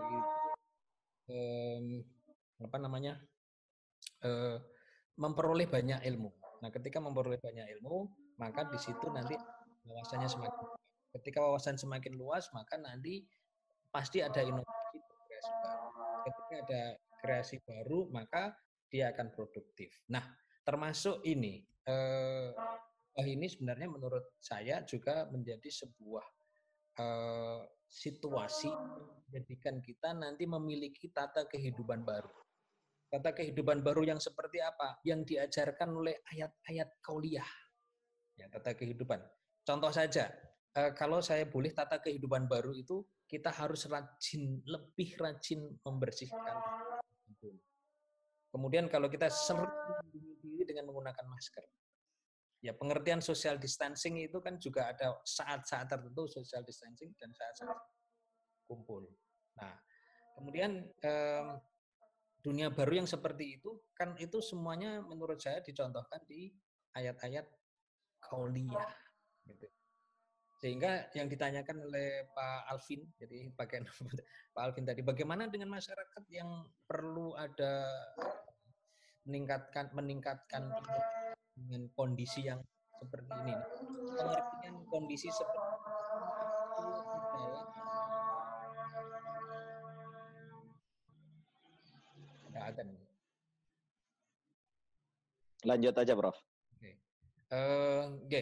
Jadi bagaimana dengan situasi yang banyak keterbatasan? Nah, pengertian gaya hidup sehat itu bukan gaya hidup makanan yang berlimpah, tetapi makanan yang berkecukupan. Sehingga menurut saya tata kehidupan baru dari kita itu sebenarnya bisa untuk merefleksi menjawab semuanya. Apakah masjid itu seperti itu? Kalau kita tata kehidupan baru, bersih, cuci tangan, bersih, wudhu benar, kemudian kita bermasker, alas kaki alas selalu bersih, ya, tempat sujudnya bersih, kemudian sering dilap dengan desinfektan. Saya pikir itu adalah sebuah situasi yang yang saya sebut dengan tata kehidupan baru yang memberikan peluang kita untuk mengamalkan nilai-nilai yang sudah diajarkan, tetapi paling tidak kita tetap sehat. Nah, kalau saya sebut tadi bahwa virus ini itu penyebarannya pakai droplet. Droplet itu adalah melalui titik-titik air ludah yang keluar dari saluran pencernaan dan saluran pernafasan. Sehingga perlu perantara. Nah, ketika kita sudah bersih, kemungkinan untuk tertular itu adalah kecil. Nah, mengapa kok begitu fobia dan sejenisnya itu? Ya karena satu, tidak qualified masyarakat kita. Salah satu yang tidak qualified-nya masyarakat kita itu menghasilkan ketidakpatuhan. Ketika orang itu qualified, itu pasti patuh. Ya. Karena apa, qualified itu biasanya diiringi dengan sebuah nilai bahwa dengan pengetahuan ini perlu diterapkan. Ada integritas antara yang diketahui dan yang dijalankan itu adalah sepadan. Nah, menurut saya ya, tata kehidupan baru itu adalah tata kehidupan yang menjalankan nilai-nilai agama kalau menurut saya. Karena selama ini kita tahu, tapi hanya sampai di sini, di kepala saja, tidak sampai turun ke hati. Ya, hanya sekedar tahu, tapi tidak dirasakan ke hati. Itu tata kehidupan barunya adalah nanti orang tahu, punya akal, turunkanlah sedikit ke bawah dalam hati. Nah, terus apakah virus ini tahun ya? Menurut saya kita positive thinking aja lah. Kita positive thinking dari sebuah situasi yang menyebabkan kita nanti menjadi orang yang selalu percaya diri. Kemudian apakah virus ini bikinan manusia? Wallahu alam. Ya, sebagai saintis saya tidak bisa mengatakan sebelum ada data empirik. Sehingga saya perlu kalau yang saya lihat antara sequence virus yang dari asalnya dengan yang di Indonesia itu memang varian, sangat bervariasi. Karena seperti yang saya jelaskan tadi, setiap sebulan virus ini membelah. Mutasi 2 kali. 2 nukleotida yang bermutasi. Itu sangat amat cepat sekali. Maka dari itu nanti variannya akan sangat banyak. Sangat banyak dan sangat tidak logis dengan varian yang banyak orang itu membuat obat atau membuat vaksin. Sangat susah. Itu menurut dari tinjauan ini. Kalau ada yang mengklaim itu sebenarnya bukan untuk mengobati, tetapi meningkatkan imunitas. Ya, jadi kalau ada orang mengatakan obat itu bukan untuk membunuh virusnya, virus ini nggak bisa dibunuh, tapi dikendalikan. Gitu ya. Mohon maaf kalau ada pertanyaan-pertanyaan yang mungkin saya tidak bisa jawab satu persatu, tapi intinya mari kita segera move on untuk menuju ke kehidupan baru yang berlandaskan pada nilai-nilai agama yang menurut saya cocok dengan ini ya, wudhu. Karena apa? Ketika nempel itu larut udah nggak akan ini. Ketika menghirup itu ya itu nempel di sini lepas nggak akan berkembang gitu. Usap kepala gitu. Usap kepala ini kan ada kalau nggak pakai kopiah biasanya kena diusap kepala akan larut. Itu kan sebuah nilai-nilai yang barangkali perlu dikuati gitu ya. Jadi tata kehidupan baru kalau menurut saya. Maka sehari itu kan Presiden mengatakan bersahabat dengan virus. Artinya bukan kita dekat-dekat dengan virus, bukan. Tapi bagaimana caranya kita menurunkan jumlah orang yang sakit.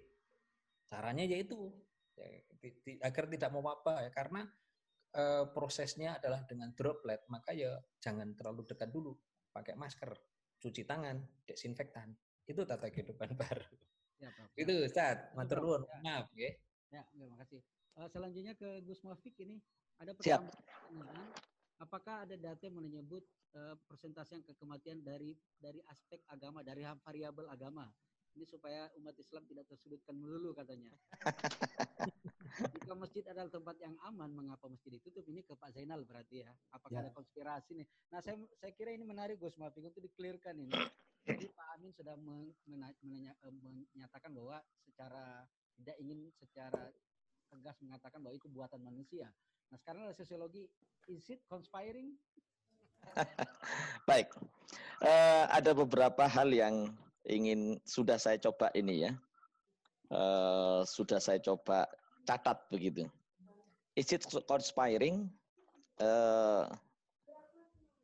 Mungkin ya, maybe, jika cara berpikir kita adalah pendekatan konspiratif, gitu. Karena ada beberapa cara pandang di dalam kita melihat sebuah realitas. Ada perspektif teologis, ada perspektif rasional empirik, ada juga perspektif konspiratif gitu. Nah, kalau berdasarkan teologis, maka wabah ini adalah cara Allah untuk membersihkan manusia dari segala dosa. Gitu. Bima kasabat aidin nas gitu. Ini perbuatan manusia gitu kan. Sehingga karena perbuatan manusia, maka tidak ada satupun, kata Allah, sekalipun duri yang menusuk pada diri kita ini, kecuali Allah akan mengampuni dosanya. Artinya pada saat ada duri yang menusuk kita, ada dosa yang kita lakukan yang kemudian Allah akan mengampuninya gitu. Artinya bahwa secara teologis ini adalah cara Allah agar kita ini bisa semakin dekat kepada Allah dan dosa-dosa kita diampuni dengan cara kita bersabar, bertawakal, banyak beristighfar kepada Allah secara teologis. Kalau itu secara empirik, rasional empirik, itu yang seperti disampaikan oleh Prof. Amin gitu. Nah, kalau misalkan secara konspiratif mungkin juga kan begitu kan. Ini beberapa kali saya berdiskusi dengan teman-teman di di TNI begitu, bahwa ini jenis istilah Prof. Amin itu adalah bioterorisme gitu. Ya, jadi ini gaya senjata biologis begitu. Dan sekarang ini kalau cara berpikir inspiratif gitu, konspiratif gitu ya, bahwa sekarang Cina itu berada di awalnya Cina berada di puncak klasemen juara 1 gitu kan, juara bertahan 1, sekarang Cina berada di juara ke-10 begitu. Amerika sekarang yang berada di juara pertama. Ini kan asik juga begitu. Ya kita tinggal lihat aja klasemen berikutnya kan begitu. Ya. Hanya negara-negara kecil seperti kita yang mungkin akan menjadi korbannya kan begitu. Untungnya kita punya agama gitu kan. Karena agama kita lah akhirnya kita menjadi tenang kan begitu. Termasuk kita ini termasuk negara yang sangat kaya gitu. Ini guyonannya kan begitu ya. Kita ini negara kaya. Ciri orang kaya itu kalau diambil duitnya, kalau diambil barangnya, itu enggak perlu peduli, enggak usah susah-susah gitu. Jadi kasih saja gitu kan. Jadi enggak peduli dengan harta bendanya, itu orang kaya gitu. Sehingga kalau ada kekayaan kita diambil orang lain, berarti negeri kita kemudian kita diem. Kita ini kaya gitu. Ya. Jadi kalau ada kekayaan kita diambil oleh negara lain terus kemudian kita diem, itu kita artinya sudah kaya gitu. Ya. Nah, jadi begitu gitu. Ini anekdot saja begitu. Terus kemudian saya tadi itu ya tentang cara pandang yang konspiratif tadi. Saya ingin menanggapi juga tentang narapidana gitu. Ya. Jadi kebetulan kami dan beberapa kelompok kami itu sering membina lapas gitu ya, narapidana lapas ya, lembaga pemasyarakatan di Kota Malang. Jadi seringkali keluar masuk penjara untuk memberikan pembinaan kepada mereka. Informasi yang kami dapatkan, memang itu sudah waktunya mereka yang dikeluarkan itu sudah waktunya untuk dikeluarkan gitu. Kenapa harus dikeluarkan? Yang patut kita pahami bahwa yang menjadi persoalan kita sekarang adalah kita sedang mengalami over capacity. Jadi negara kita khususnya lapas-lapas kita itu over capacity. Panjenengan bisa buka bisa googling itu. Beberapa lapas-lapas kita yang harusnya dipakai oleh 46 orang misalkan, itu bisa dipakai oleh hampir 500 orang. Orang di penjara itu nyaman dia. Gitu. Sehingga kenapa orang itu kalau habis di penjara itu ingin balik lagi. Sebab apa? Karena mereka itu makannya tenang. Ada yang ngurus. Bayangkan sudah over capacity, terus kemudian makannya dijamin. Ini dilematis. Saya hitung ya, kalau seandainya sekali makan itu 10.000, setiap orang 3 kali makan berarti 30.000. Kalau 1 bulan itu 900.000. Anggap sajalah dengan segala macamnya kurang lebihnya 1 juta. Kalau 1 juta satu orang 1 bulan dikali dengan yang over capacity, misalkan 500 orang saja, ya artinya sudah hampir 0,5 miliar sendiri, 500 juta sendiri, pemerintah kita ngasih makan di satu tempat. Sementara kita ini sedang berada dalam kesulitan keuangan negara kita ini. Begitu. Oleh karena itu maka tidak ada lain kecuali yang keluarkan saja itu kan begitu. Anekdotnya itu kalau Rusia mengeluarkan harimau ya kita mengeluarkan tahanan kan begitu. Ya. Kan begitu gitu. Karena memang over capacity kita ini gitu. Jadi tahanan-tahanan kita, lapas-lapas kita itu over capacity. Dengan over capacity, terus kemudian dengan keuangan negara yang seperti ini, yang kita negara juga harus bertanggung jawab untuk memberikan makan 1,5 miliar sendiri per setiap 1 bulannya, gitu. Harus dia keluarkan. Bagaimana kalau sekian lama? Di saat ini sedang di PSBB, pemerintah PSBB itu kan pilihan paling aman yang dilakukan oleh pemerintah daripada harus mengambil keputusan lockdown. Karena kalau lockdown, pemerintah harus bertanggung jawab gitu. Artinya bahwa secara logika politik bahwa pada saat pemerintah sedang melakukan PSBB, kita sedang berada dalam kondisi ekonomi yang sedang bermasalah dari sisi keuangan. Nah, kalau kemudian harus membayar pula setiap lapasnya itu 0,5 M setiap bulannya, itu tambah habis duit kita, kan begitu. Maka yang paling aman ya cepat-cepat keluarkan, kan begitu. Lah, hal-hal seperti itu harus dipahami, termasuk juga pada saat ini misalkan dilonggarkannya kembali moda transportasi. Ini pun juga harus dipahami bahwa kita ini sedang berada dalam kesulitan keuangan gitu. Ya, di saat harga minyak dunia itu naik, terus kemudian kita tidak menurunkan BBM begitu, sementara bulan-bulan ini adalah bulan-bulan panennya moda transportasi. Kalau Lebaran kan begitu kan, semua orang pada mudik, sehingga dengan biaya yang naik, mudik dilonggarkan, duit kembali masuk, kan begitu. Urusan nyawa nantilah urusan belakangan, Allah yang menangani nyawa, kan begitu. Ya. Urusan nyawa kan Allah, urusan mati dan hidup itu kan Allah. Lah ini hebatnya negara yang agamis ya seperti kita ini, kan begitu. Ya, dengan kata lain nyawa di negeri kita murah gitu ya. Dengan kata lain begitu gitu. Mitos gitu ya. Apa yang dikatakan oleh siapa tadi, Pak Afidatul atau Pak siapa gitu ya, yang tentang mitos tadi gitu. Ya, iya. Jadi ya itulah yang terjadi gitu. Karena kita menganggap ini mitos, akhirnya apa? Akhirnya kedisiplinan rendah. Ya, Pak Alvin gitu tadi ya. Namanya Pak, tapi padahal bukan Pak Alvin, itu nama putranya kan. Iya, benar, Pak. Ya, jadi karena ini dianggap mitos, maka ya kita menjadi longgar semuanya gitu. Ya, orang masih tetap saja ada di kafe-kafe, minum kopi dan segala macam. Apalagi saya enggak tahu kalau kondisi di Aceh bagaimana. Kalau Aceh itu kalau minum kopi itu bisa sampai 5-7 kali sehari masalahnya gitu kan. Saya pada saat di Aceh itu nikmatnya luar biasa gitu. Nah, kira-kira kopi di Aceh masih tetap jalan enggak gitu ya, ngumpul-ngumpulnya gitu. Nah, jadi memang konsekuensi dari masyarakat kita yang low high contact culture itu ya memang demikian gitu ya. Kemudian terkait dengan apakah ini yang dikatakan tadi tentang the new world order kan gitu. Kalau the new world ordernya Amerika itu kan beda cerita kan begitu kan. Jadi istilah saya itu adalah musim semi pasca pandemi gitu ya. Ini apakah kedisiplinan kita akan terus berlangsung gitu kan? Maka ini tugas daripada dai. Termasuk pula apakah kemudian akan ditinggalkan majelis-majelis taklim, ya. Terus kemudian ngajinya dengan online. Saya katakan bahwa ngaji online bukan pilihan dalam agama gitu.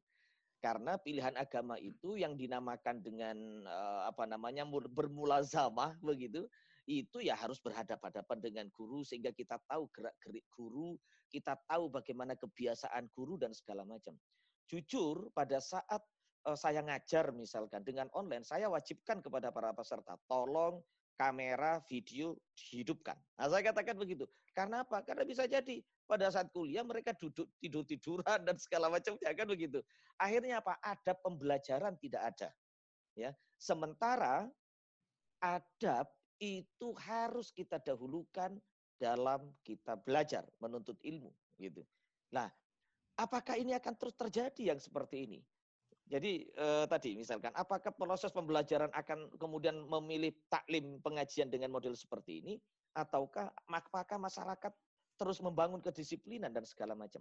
Disinilah saya katakan ini tugas dari para dai-dai kita, gitu.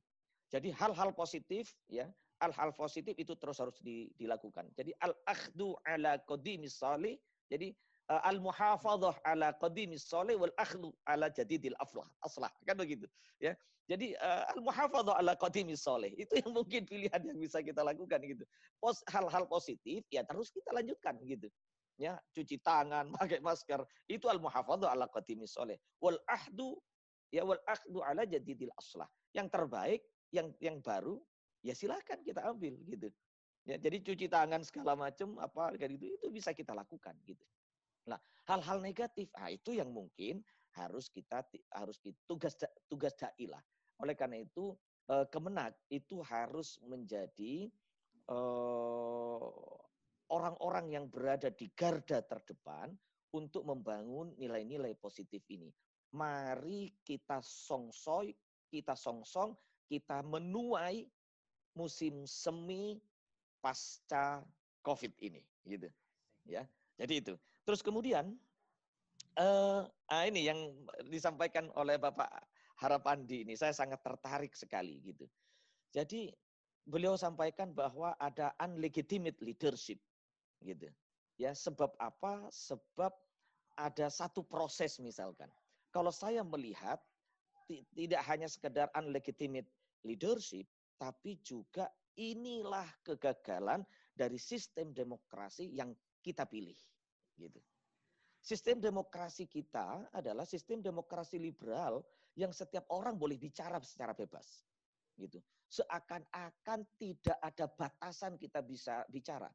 Seakan-akan antara anak terhadap orang tua itu bebas bicara apapun, antara murid terhadap guru bebas bicara apapun, tanpa satu bangunan nilai-nilai begitu. Ya, kita bisa melihat dengan Brunei, kita bisa membandingkan pula dengan Malaysia, gitu. Ini adalah satu pilihan yang diambil oleh negeri kita, oleh bangsa kita. Satu pilihan demokrasi yang kemudian membuat kita berada di ranah bebas seperti halnya seakan-akan berada di tengah hutan belantara yang serba bebas, gitu. Nah, ya sudah, itu konsekuensi yang harus diambil. Sehingga apa? Sehingga kita kemudian tidak ada di antara kita, apalagi dengan sistem multipartai, kan begitu kan?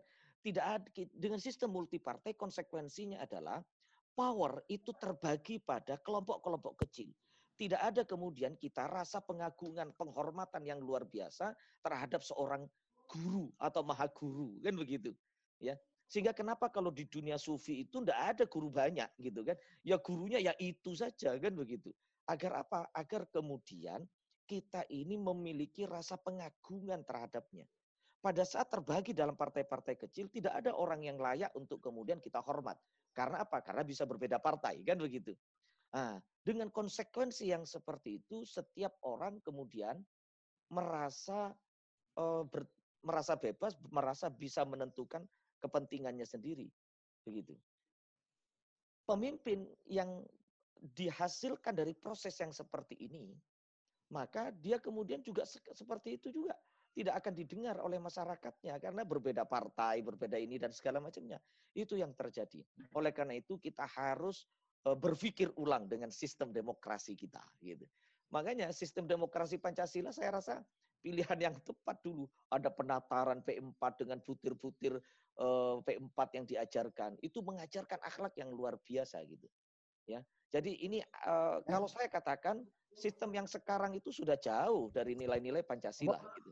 Ya, sudah jauh dari nilai-nilai Pancasila. Pancasila mengajarkan tentang permusyawaratan.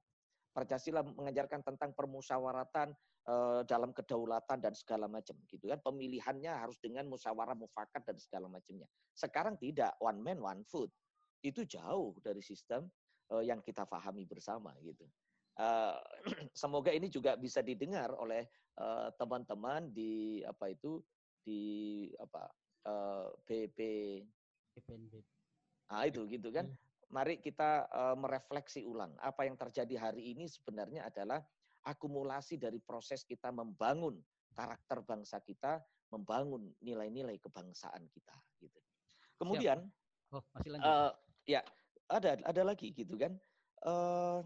Tentang jaring pengaman sosial tadi orang itu, gitu kan. Kebetulan rumah saya menginisiasi dan kemudian rumah saya menjadi posko, ya, posko COVID, gitu. Yang saya lakukan dua hal. Satu, penanganan kesehatannya, dan yang kedua itu adalah penanganan jaring pengaman sosialnya. Yang menjadi persoalan saat ini dan yang akan datang itu bukan semata kepada urusan kesehatannya semata, tapi pada dampak ekonomi yang akan tercipta. Gitu. Pada saat masyarakat sudah dilarang untuk bekerja, masyarakat ada ketakutan dan segala macam, mereka tidak bisa makan. Oleh karena itu tulisan saya pada beberapa hari yang lalu, tahu judulnya itu adalah voluntarism bencana, gitu kan. Jadi voluntarisme bencana. Kita alhamdulillah dibangun oleh nilai-nilai teologis, nilai-nilai spiritual yang sangat tinggi tentang bagaimana kepedulian kita terhadap warga sekitar. Setiap kita harus bertanggung jawab. Kita dilarang oleh Nabi bisa tidur nyenyak sementara tetangganya kelaparan. Kalau masak, perbanyaklah kuahnya. Misalkan begitu. Ini adalah salah satu nilai-nilai voluntarism yang ingin diajarkan oleh Nabi, ya, kepekaan sosial kita, kepedulian kita terhadap sekitar kita, gitu. Lah oleh karena itulah maka gerakan sedekah dan segala macam ini harus kita bangun, gitu. Ya, kita harus bangun bersama. Bahkan saya sedang mengembangkan tentang voucher belanja ke warung-warung tetangga, gitu. Ya. Jadi kita udah ke warung-warung tetangga, jangan lagi ke supermarket, Indomaret dan segala macamnya, gitu. Agar ekonomi ini hidup. Ayo kita bangkit bersama-sama. Dan satu-satunya negara di dunia dengan voluntarisme yang sangat luar biasa di saat menghadapi disaster seperti ini, itu Indonesia, gitu. Dan ini tidak luput dari kontribusi agama Islam di dalam membangun nilai-nilai kepedulian itu, gitu. Ya. Terakhir, apa terakhir itu ya? Hari ini tulisan saya itu tentang lintasan sejarah bencana dan wabah. Taun itu, bencana seperti ini tidak hanya sekali dua kali. Saya punya buku cukup komprehensif, gitu ya. Terjemahannya itu adalah apa? Awalnya itu Mausu'at Ta'un, gitu. Ya.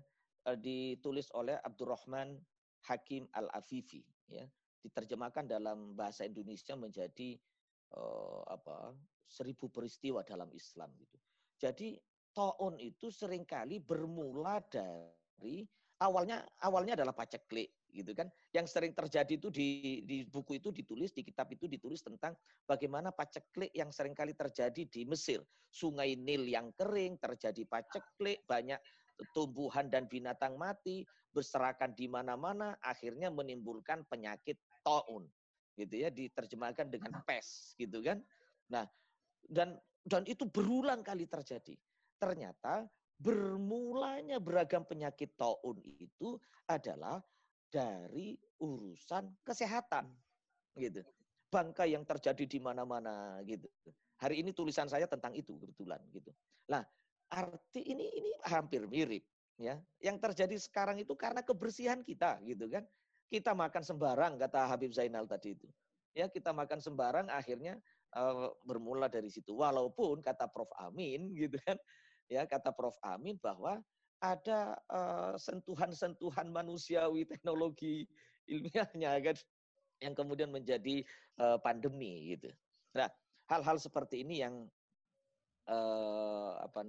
ingin saya sampaikan. Kata kuncinya adalah variabel agama, gitu. Kebetulan saya belum menemukan jumlah kematian dari variabel agama. Tapi yang jelas kalau di Indonesia itu yang masuk penjara paling banyak itu yang beragama Islam, gitu. Ya, karena memang mayoritasnya demikian, gitu. Kalau di Eropa ya yang paling banyak masuk penjara itu adalah ya orang-orang non-Muslim, kan begitu. Ya kalau Indonesia ya paling banyak yang mungkin ya kira-kiranya juga demikian lah, gitu ya. Banyak Muslimnya juga, gitu ya, karena mayoritas kita seperti itu, gitu. Baik. Tapi yang paling penting adalah kita harus ambil hikmah dari balik peristiwa ini, bahwa Allah tidak salah di dalam memberikan ujiannya, gitu. Ya, terima kasih. Baik. Tersisa Pak Habib masih ada waktu. Sebetulnya waktunya singkat tapi tetaplah kasih. Jangan lama-lama Habib karena saya sudah 1 jam lewat dulu. Iya. Tafadhal, ini soal masjid tadi. Iya. masjid ini sebenarnya kita sedang dikonspirasi kah atau apa, atau bagaimana sebaiknya masjid itu diperlakukan di era Covid? Tafadhal, Ustaz. Baik, terima kasih, singkat saja karena ini satu rangkaian ya, bahasan kita yang pertama, kedua, yang ketiga. Dalam buku itu saya juga menulis tentang hikmah di balik musibah, kemudian solusinya. Soal masjid sebenarnya ini kan agak sensitif ya, tapi kita tidak boleh mengandai-andai. Tapi sebagai seorang, katakanlah kita anggap aja sementara kita semua ini ilmuwan, kan dalam kapasitas mengedepankan kejujuran berdasarkan ilmu. Setahu saya semestinya yang tidak boleh itu kan berkumpulnya, bukan objeknya. Mau di pasar, mau di masjid, mau di menara, mau di kolam, mau di rumah, yang berkumpul tanpa aturan itu nggak boleh, mestinya begitu. Nah, kebetulan masjid adalah tempat berkumpulnya orang.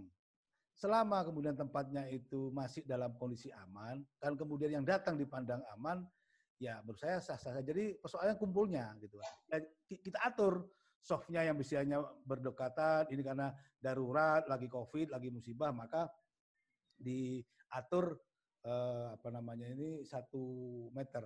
Konon keberhasilan Vietnam itu karena juga pasar juga menjadi tempat yang diatur. Jadi semuanya diatur, tidak hanya masjid.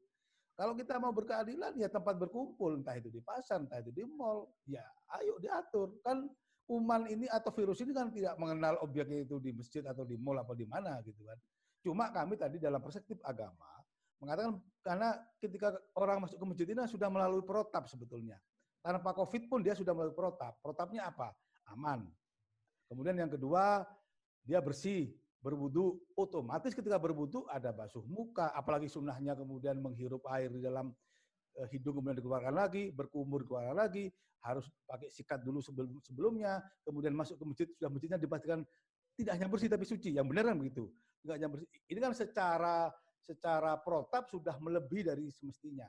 Ini yang saya katakan. Jadi ini problem di pemahaman masyarakat. Di kampung kami juga begitu. Pasar itu masih normal-normal aja. Jadi ya, nah yang ada sekarang ini kan mungkin orang tertularnya di pasar, tapi ketika pemeriksaan itu di masjid. Wah ini kena di masjid. Nah ini menjadi lain lagi ceritanya, nggak benar kan? Jadi kita sensitif.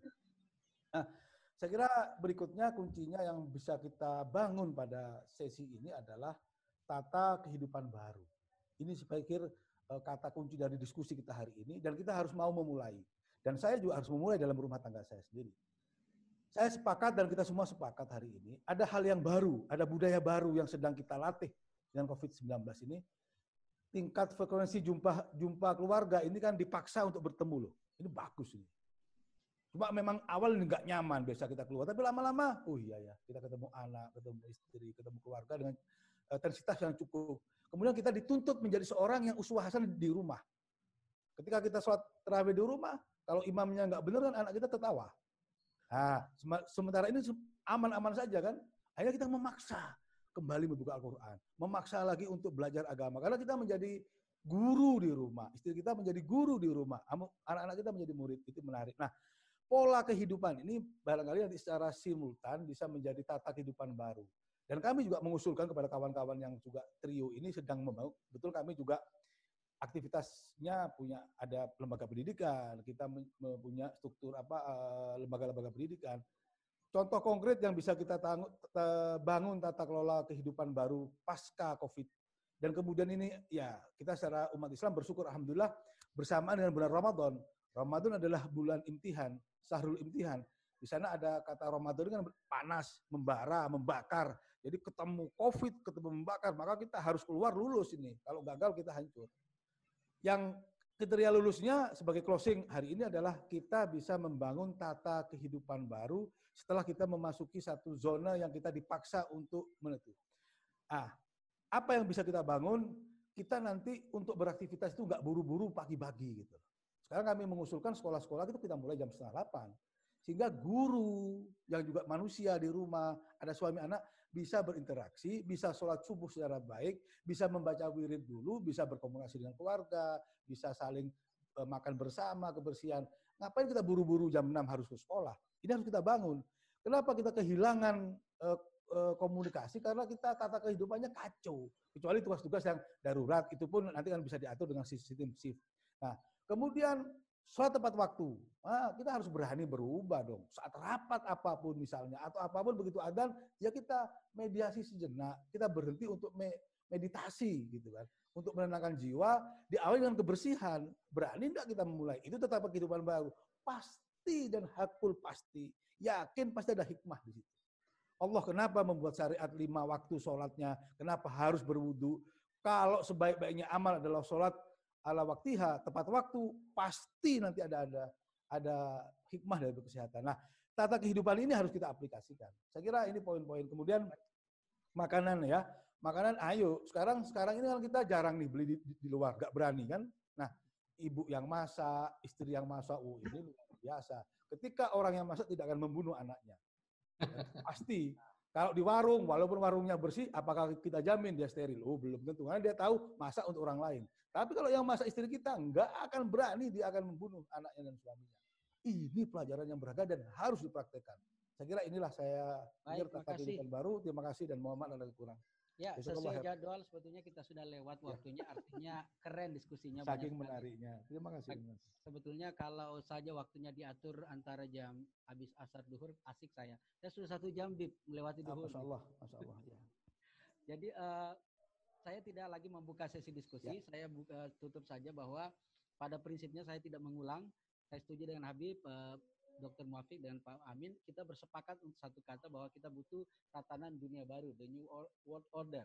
Kalau Laure Garrett mengatakan, jurnalis kesehatan yang pemenang Pulitzer itu, Pak Amin pasti kenal orang ini, bahwa dunia pasca corona pasti berubah gitu. Ya. Yes. Apakah berubahnya dia seperti teorinya Pak Muafiq, dia menjadi musim semi pasca pandemi, atau justru apa gitu, seperti kekhawatiran salah seorang penanya tadi, jangan-jangan karena terbiasa tidak sholat Jumat malah tidak pernah sholat Jumat lagi. Nah itu artinya saya setuju dengan Pak Habib Hussein bahwa sebetulnya jawaban untuk the new world order adalah kembali ke teks dasar Al-Quran dan Islam itu, karena bab pertama dalam kitab-kitab klasik adalah tahara seperti yang disinggung oleh Habib tadi. Saya kira itu. Terima kasih atas semua atensinya. Saya senang sekali memoderatori orang-orang cerdas bertiga beliau ini. Tentu saja bukunya ini gimana caranya supaya bisa diterima? Apakah model dibeli atau PDF? PDF jangan itu. Sebagai penulis buku saya tidak mau PDF ya, merugikan. Jadi, kalau saya boleh masuk sebentar, bahwa penjualan daripada buku ini 100% untuk donasi bagi warga-warga yang terdampak. Jadi sangat disarankan untuk memiliki buku, jangan beli satu, beli banyak gitu. Iya, itu tantangan tuh badan tuh. Itu tantangan gitu, Balit Bang. Ya, yang membuat saya respect dan hormat adalah ini dalam waktu singkat ini bisa nulis buku luar biasa. Ini saya hanya nulis status doang ini. Siap. Selanjutnya saya kembalikan kepada host Ibu Hairiah, silakan untuk mengambil alih forum. Tugas saya sudah selesai. Semoga ada banyak manfaat. Saya pikir kalau ada kesilapan kata mohon dimaafkan. Wallahul muwaffiq. Kalau kami tarik, wassalamualaikum warahmatullahi wabarakatuh. Dari badan Pak Ansori, Pak Rois atau Ibu Hairiah silakan mengambil alih forum dan menutupnya, karena di sini jadwalnya ada penutupan. Kalau tidak ada berarti sudah berakhir melalui saya. Dan terima kasih sekali lagi. Ada 85 tadi peserta yang dari 100 yang mendaftar, berarti ada 15 yang mungkin tidak sempat hadir. Narasumber kita dari Aceh, dari Jawa Timur, saya dari Makassar. Assalamualaikum warahmatullahi wabarakatuh. Waalaikumsalam warahmatullahi wabarakatuh. Silakan.